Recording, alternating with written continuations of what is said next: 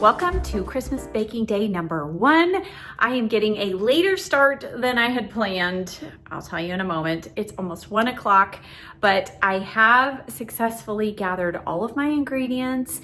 You can see that huge, massive pile on the table. I also have gathered all of my spices and my recipes. And then I did take an extra 20 minutes to pull out all of my pans, all of my measuring cups, and give them a fresh wash. I would highly encourage you to do that if you're doing any kind of large scale baking project like what I'm doing here. Now, the reason why I'm getting a little later start is because we were up late last night helping a couple of our church members look for their dog. And we left the search at 11:15 p.m. unsuccessfully. We all prayed that the Lord would bring this dog back. And lo and behold, at midnight, there was a Christmas miracle. Literally, this little dog scratched at the back door of her parents' house and she was unharmed, just very thirsty. So hallelujah for that. A little Christmas miracle to start off this baking day. Now, if you've come along for any of these baking days, you know what is in store. It's a long couple of days for me. I'm gonna break this up into 2 videos. It might stretch out over 2.5 days for me. The packaging of everything takes a while, but I bake for lots of family and friends. I ship things out. I deliver bags to neighbors. So lots ahead. I do have a couple of new recipes I am doing this year. So stay tuned. I will list everything, all of the recipes in the description box down below. And then I'm also going to do a screenshot of the recipe cards that I'm using, and I will pop them up on the screen before or after each recipe, depending on when I remember to do it, so that you can take a screenshot of it as well. So now, without further ado, let's get started. First up is caramel dream bars. That was not my original intent, but somebody forgot to stop by the egg farm yesterday and pick up eggs. So my sweet hubby is picking those up on his way home for lunch today. So I'm starting with caramel dream bars because no eggs are required. Now, I do double recipes of everything that I'm doing, except I think this year I'm doing a triple recipe of almond bars because those are a favorite of so many. So I would recommend, if you're doing double recipes, do 1 recipe at a time. I've got both pans prepared, but I'm gonna mix the ingredients for each batch because I feel like that's the only way to really get everything stirred well, mixed well, evenly portioned out. So here we go. We've got 1.5 cups of butter. And now I'm preparing the caramels. So this recipe is not hard. It just has several steps. So, and you kind of need to follow the order that the recipe says. So I am going to melt the caramels with some heavy whipping cream. I'll get those going in the microwave, and then I will mix up the rest of the ingredients in here. We're gonna do crust, then we do caramel, and we do chocolate chips, and we do walnuts. So let's continue on here.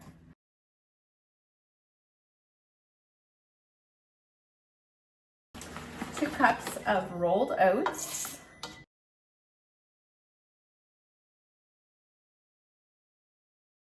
2 cups of all-purpose flour. And just a side note, I've never seen this before. There's a label on here that says cook before sneaking a taste. Flour is raw. Please cook fully before tasting. Do any of you have kids that try to sneak a taste of flour? I never did, but I just thought you might find that interesting. 1 teaspoon of baking soda.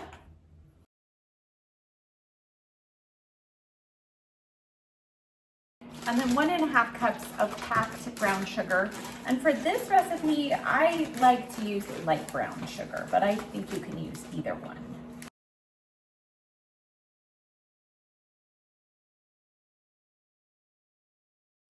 Who needs an arm workout, right? Just melt some caramel.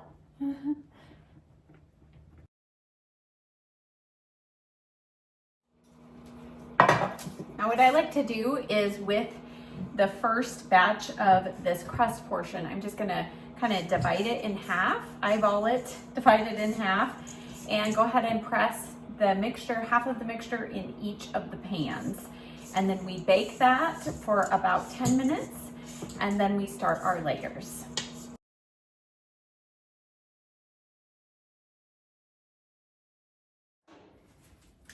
Just took these out of the oven after 10 minutes.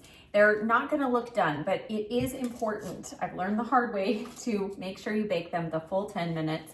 It's getting the crust a head start to get baked so that the rest of it doesn't burn. Okay, the next step, after you let it cool for just a little bit, then we're going to sprinkle a cup of semi-sweet chocolate chips over the top. Sometimes I'll add a few more if I think, you know, it's not evenly spread.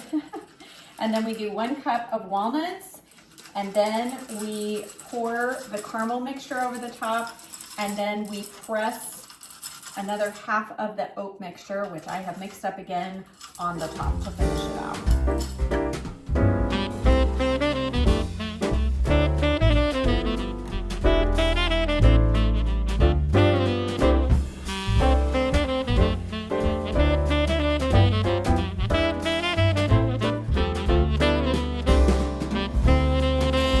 Pop it back in the oven for 20 to 25 minutes.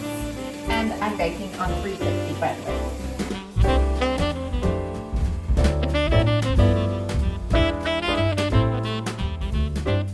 About another minute, the caramel bars will be done. My husband came home with eggs, but not from the farm. They only had medium and super jumbo. Who can bake with those? So we do have eggs though, and now we're gonna start on the ginger spice cookie dough. This has to go in the fridge and cool for at least an hour or more. So we're gonna do that. Then we will make the almond bars, then we'll come back to the ginger spice cookies. Okay, this is what you want. You want just the slightest bit of golden brown on the top. You don't wanna burn it, but you do want it to be done. The caramel is just bubbling up on the side. So these are done. We need to fully cool these. Okay, we are on to ginger spice cookie dough, and we're gonna mix all the dry ingredients separately.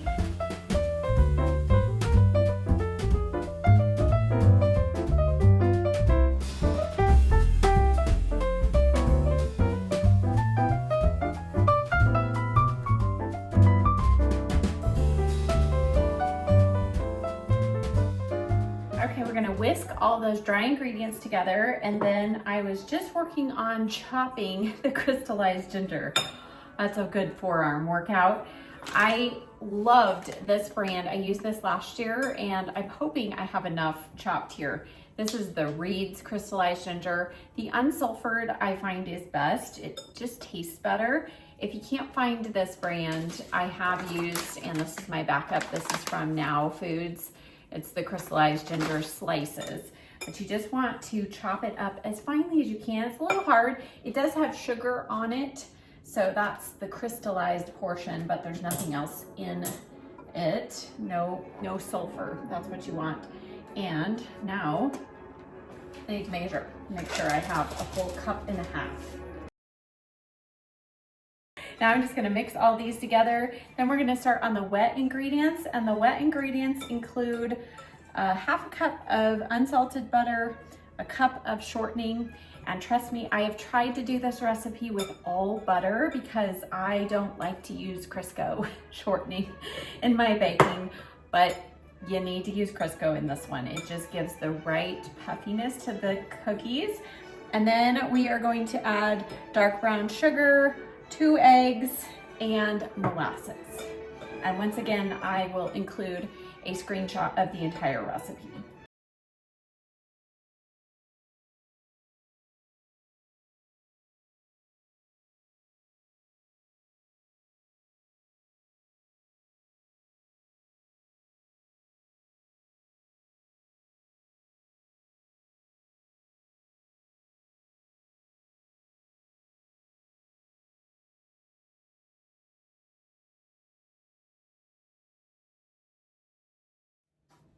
All right, we're doing almond bars now. And of course, the star ingredient is almond paste.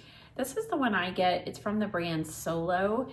Comes in a box. I find it in the baking aisle, but it comes in kind of wrapped in this foil wrapping. And what you wanna do is you want to break this apart as you put it into your mixing bowl. So we're gonna mix this. We're going to mix 1 cup of softened butter 2 cups of sugar. We're gonna mix that well until it's really fluffy. Then we're gonna add our eggs, our almond extract, and our flour. And then we will put it in a baking dish. Now I am doing 3 batches of this. So that means I gotta free up one of my pans that has the caramel dream bars in it. But I'm going to do each batch separately. So let's get going.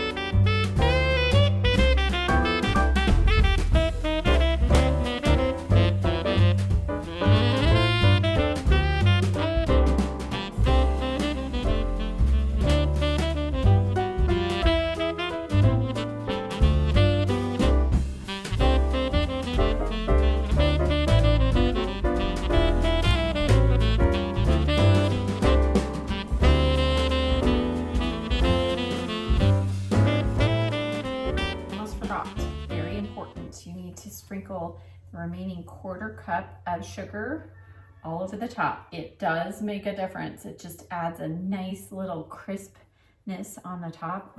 So good. So don't skip this step. Okay, while the 3rd batch of almond bars was in the oven, I gave myself a little snack break. Now I am going to roll the ginger spice cookies.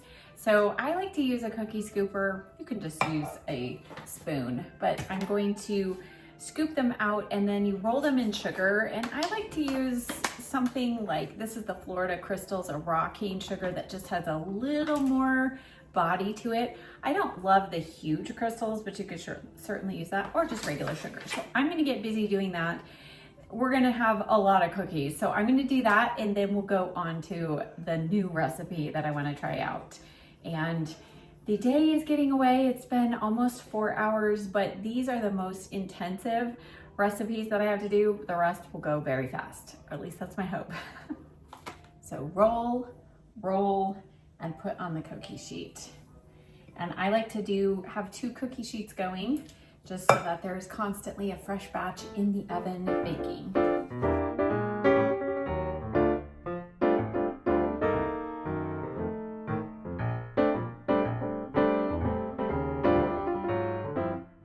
This is how you know they're done. They start getting these cracks on the top. Let them sit on the cookie sheet for about 30 seconds or so. Transfer them, cool them, and then as soon as they are cool, I put them in a Ziploc container just to keep the moisture. Okay, we have finished the massive batch of the ginger spice cookies. The last batch is in the oven. So I decided I'm in the cookie groove, so we're gonna continue on. This is a new recipe I've never done before, but it's in a good old book that contains my favorite Snickerdoodle recipe, which I am doing this year. So we're gonna start with these. These are Mocha-Toffee chocolate cookies. I just couldn't resist. They just sounded really good. We've got heaped toffee bits. We have mini chocolate chips.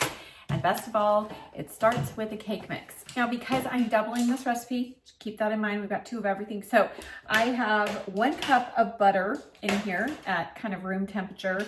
The next thing we're gonna do, this actually has coffee, or it calls for espresso, but it says you can do a more mild coffee flavor with instant coffee. So I've never tried this one before, but it's Waka.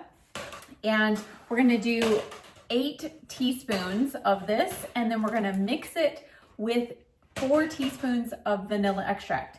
And this vanilla is very special. My neighbor brought it back from Mexico.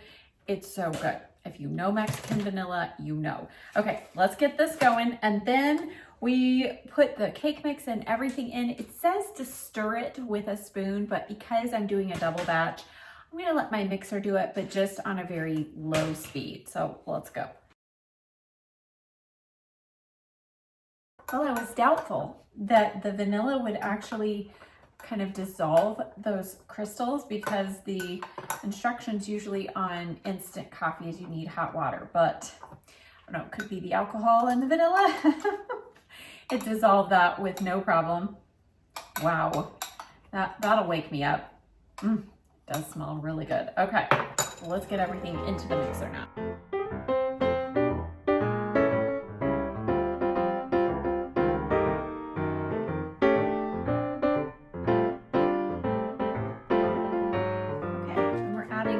Cups of semi-sweet mini chocolate chips. And then 1 cup of English coffee bits. Yum.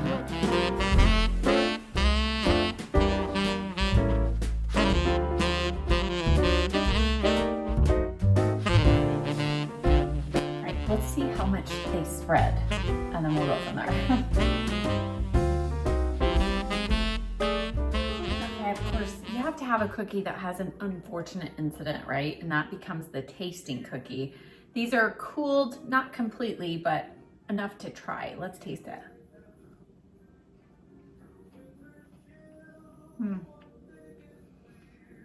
Actually has quite a strong coffee flavor. If you don't like coffee, just leave that out. But it is a good mix. And again, mine is not completely cooled, but they did form up really nicely. I love how the toffee gives it a little bit of that crunchy, chewy texture. These might be really good. I'll have to see what my people think of them this year. I'm going to continue moving the cookie sheets in and out of the oven, but in the meantime, when I have nothing to do, I'm going to start on the Snickerdoodles. And again, this is a cake mix recipe, so easy, but everybody who eats them and is very familiar with Snickerdoodles tells me it tastes just like their mom used to make them. So if you want a recipe that's so easy but tastes like the good old-fashioned Snickerdoodles, this is it. All right, we have a 1/2 cup of your favorite cooking oil, vegetable oil, canola oil, whatever you prefer to use. I have always done oil instead of butter. I know it doesn't seem like it should taste great, but it does. We're gonna start off with 1/2 cup of oil, again, because I am doing a double recipe. We're doing 2 of the white cake mix boxes.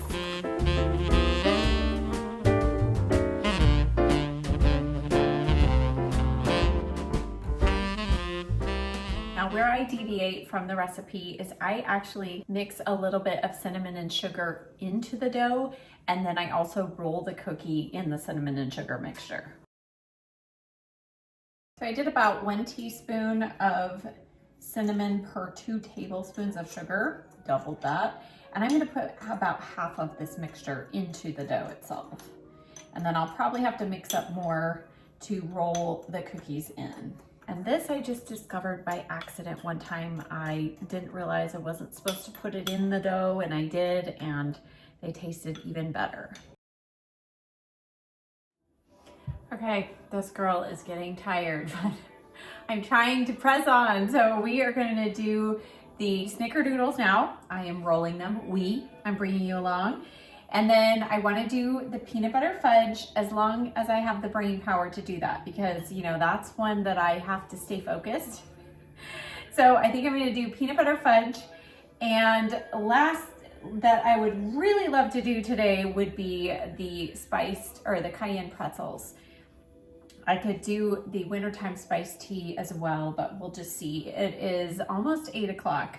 So we're gonna see what we can do in the next hour. I don't wanna be doing this till 10:30 tonight because I've got more to do tomorrow and my feet are killing, but this is the last recipe that I actually need my mixer for. So I've washed the mixing bowl, so that will be nice to kind of clear that off. So,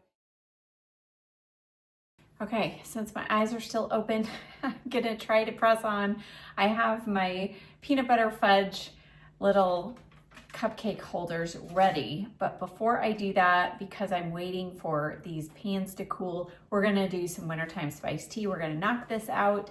So most of you have heard about this by now if you've watched these before, but kind of the usual. I think I'm gonna be doing 8 batches. We'll see how much I have room for. I'll start with 6 and I'll see if I have room for more. So I'm gonna try and use these larger bowls to help kind of minimize how many cups I have to scoop in. We'll see if that makes it easier or not. So 1 1/3 cup of sugar, 1 cup of instant lemonade, 1 cup of Tang. Then we do a 1/2 cup of instant tea, iced tea, and this is the first year I've not been able to find the Lipton decaf instant iced tea. So again, I'm using this Waka brand. We'll see how it does. And then we also need 1 teaspoon of cinnamon, 1 teaspoon of clove. That is for one batch. We're gonna do 6 to 8. So let's get going.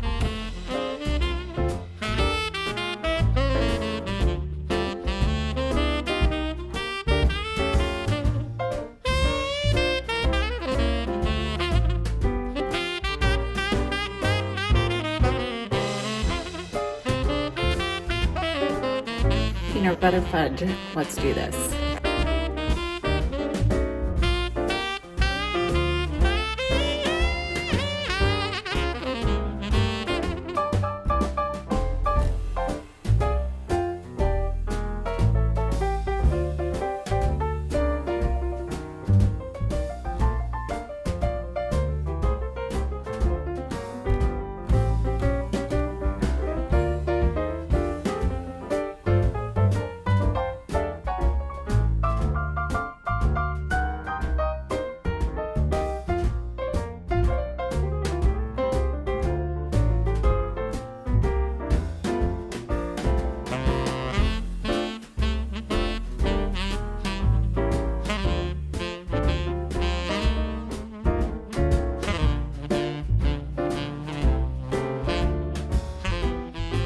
All right, one last final recipe for tonight. It's cayenne pretzels. 1 bag of pretzels, and then you do 1 bag of, or 1 package of ranch dressing mix. I like to use this one because it doesn't have MSG in it. Garlic salt, we need oil, whatever cooking oil you want, and cayenne pepper. So mix that together, pour it over the pretzels, and then it goes into the oven at 200 degrees for about an hour and a half, and you just stir it occasionally. So while that's happening, I'm gonna be cleaning up the kitchen so we're ready for tomorrow.